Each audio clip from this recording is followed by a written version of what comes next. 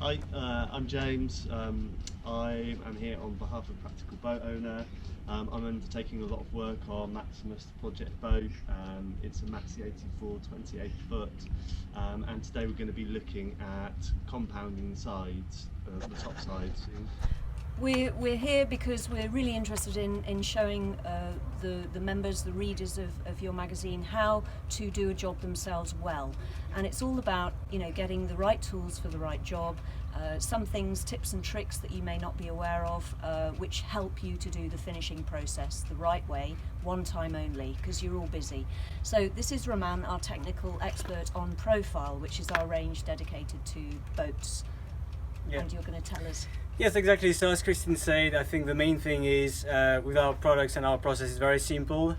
So yeah, you guys don't have to be afraid of complexity. It's going to be very simple, very efficient, and you're going to be able to have a very nice, glossy boat without defects quite quickly with our products.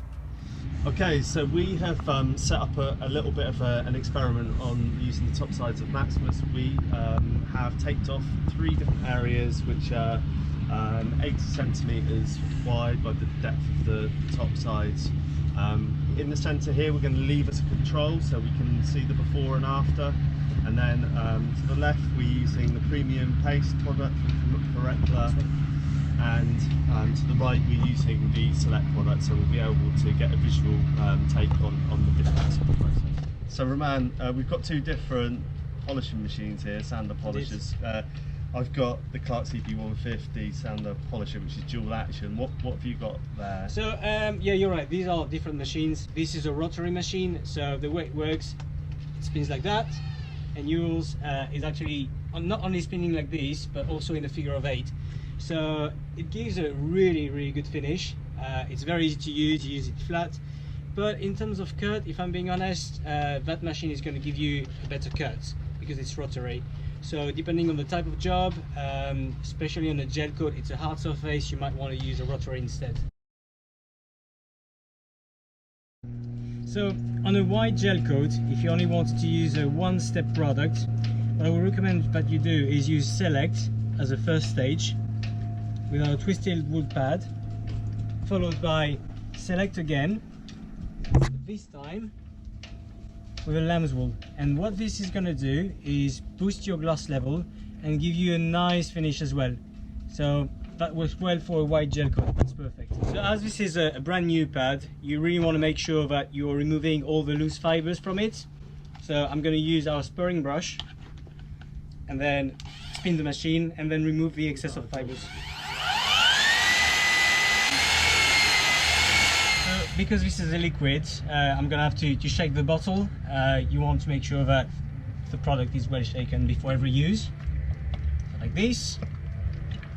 And then I'm gonna prime my pad because it's a brand new pad. So as you can see, I'm putting quite a lot because it's the first time, but I would probably put 2 times less for once the pad is properly primed, but because it's first use, I'm putting a lot. So once you've put the product on your pad, then you might want to use your brush. That's best practice. Those products are not harmful, so some people actually use their hands, but it's always cleaner with the brush, like so. So the good thing about Select is that it doesn't like a lot of pressure, you don't need to lean on the pad and on the machine. You let the machine do the work, and you need to run it at a slightly higher speed, so around 2200 RPM.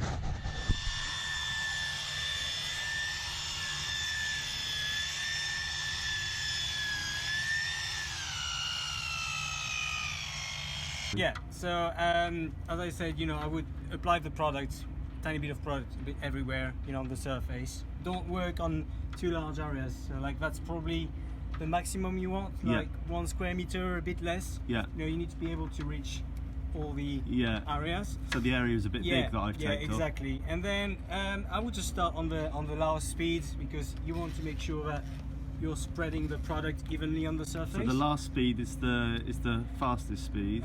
So 1 is probably 700 RPM, and then I'm gonna crank it up all the way to 2200. Okay. And then go in an even pattern. Yeah. Work consistently and then decrease the speed, let's say after 60 seconds, to get some heat off the panel and then increase the gloss. Great. So, and when we talk about consistent pattern, do you go right to left and then up and down? Right to left doesn't really matter as long as it's very consistent. So I would go, I start left, go right, do an overlap of 50% like this, and then up, like this. Make sure that you don't apply any pressure. You know, that compound doesn't like pressure. You let the machine do the work. Sure. And you see in a minute when I'm going to do the application. I'm not putting any pressure on the machine. Yeah, and that's specifically for the Select product. Yeah, is that yeah, true? it's true that most of our products don't need a lot of pressure, but this one even more. Yeah, you really don't want any pressure. I like to touch. Marvelous. light Okay, touch. Show us how it's done then, Ramon. No problem at all. Let's do it. So speed 1, 700.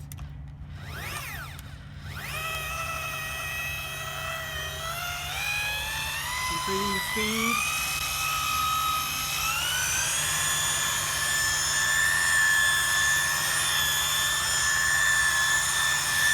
I'm just going to do it in 2 parts. I'm going to stop here, do this part. Sounds good, yeah.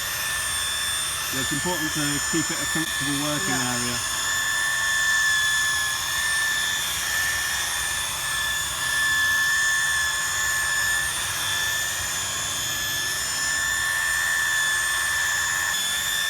Following the curve of the boat, the shape,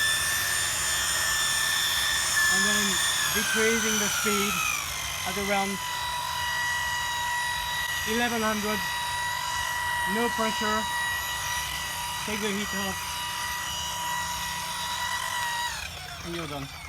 That white powder here, it's all the gel coat we removed, so you can already see a difference. And we took some of the material off, so it's definitely polishing. Yeah. Make sure that you clean your pad. So there's 2 reasons for that. First, it's actually making your pad last longer if you maintain it well. And then second is, as you can see, you've got a lot of dried powders here. So the last thing you want is those dried powders to end up on your gel coat every time you polish. So once the pad is dry, make sure that you use a sparring brush to clean it, and then you'll get rid of the excess of powders. So our products are not greasy, they are water-based, so very clean to use. But you still want to make sure that you're removing any sort of excess before going to the next stage. So I'm using our microfiber cloth, making sure that you're just wiping the surface. You don't need to press hard on it. So the good thing as well is that you don't need to hold the button. There's a locking mechanism, so I can leave it to work like this. It's way easier to apply as well.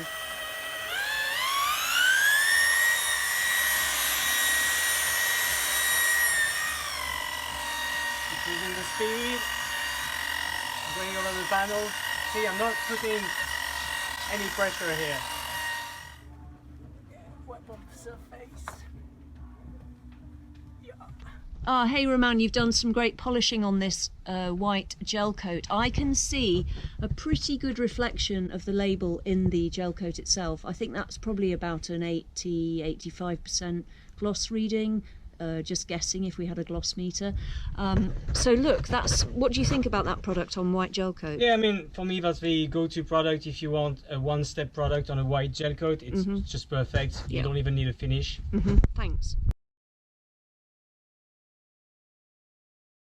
So in some cases people prefer using a paste, so for aftermarket we do recommend our premium paste. Because it's a paste, you need to open the tub and then give it a good stir before using the product. So this is a brand new pad, so again, for every product, when you've got a brand new pad like this, you need to prime it. So I would just take whatever paste or liquid you're using, the brush, then put some on the pad like this. Make sure it's evenly distributed to prime your pad. So some of our users actually like to put the product directly on the surface, exactly like this. This is the right amount of product you need since the pad has been primed already. So basically with premium paste you don't need as much speed. So select you would run it at around 2200. Premium paste you would run it at around 1500, 1800. So on our machine it's around 3.5, 4. Okay. Alright. Again, you start at a low speed, spread the product evenly, increase the speed. After 60 seconds you decrease your speed again to bring up the gloss. Yep. Easy.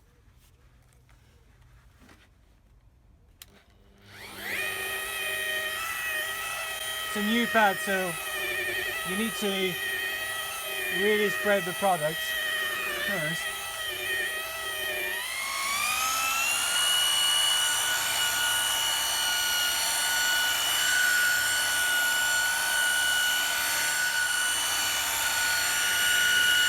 I'm only using my hands to get some stability, but I'm not putting any pressure on it. Okay.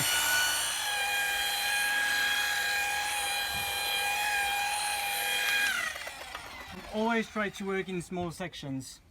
So I just finished polishing with premium paste, and now we are just removing the excess of products with a cloth. Hey Roman, I can see, it might be difficult to capture, that there is a reflection there from the pot. I can see the label in the reflection, but it's a bit opaque. So I would say it's like about a 70% gloss level, maybe less actually, about 60. So why is that? Well, it's a paste, so it's a bit more gritty. The cut is still good, you know, if you compare to Select, for example, it's going to give you the same amount of cut. But, you know, if I'm being honest, you're going to need a finishing step with premium because it's a paste, so it's a bit more aggressive. It's got some gritty particles in it, I guess. Exactly. Yeah, exactly. Thanks.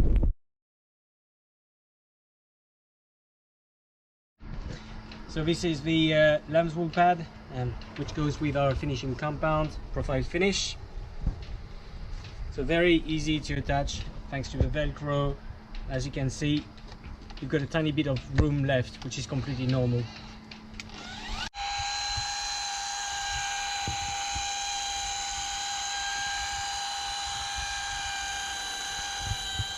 We're using profile finish and the lamb's wool as a second stage after premium.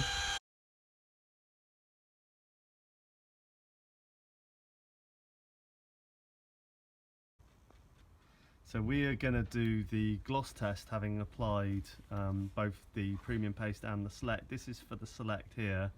We're going to see how well we can read the label in the reflection from the gel coat. And I would say that looking at with the naked eye, I've got around about a 90% read on that.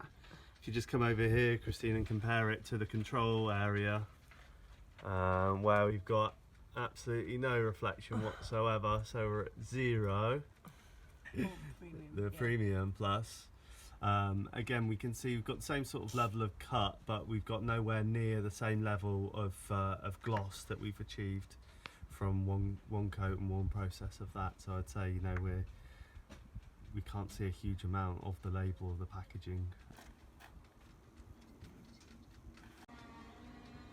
Premium, but you can say that your preference is for Select, for liquid, because it gives you think it gives a slightly better finish. It's a clean product. It's much more noticeable working with the liquid that it's easier to work with, and you know, the spatter's less intrusive when you're working with it. So, you know, on both gloss and ease of use, I think the Select is definitely a lot of boat owners are actually going from paste now to, you know, liquids. Like Select is a good product. We like it. I can understand that. No worries. So Roman, we've achieved a really nice gloss on the top sides now using the Select, but how long can we expect that to last, and is there any way that we can improve the longevity, that we can maintain the gloss? Yeah, for sure. Like, one way to improve the longevity is to put a wax. A wax is a protection that you put on top of your surface. So we do have different types of wax. We've got a traditional wax, and then we've got a polymer wax. The polymer wax is very easy to apply. You can apply it with a machine, and the traditional wax is a bit thicker, and you can apply it by hand. On that type of boat, because it's a large surface, I would always consider going for the polymer.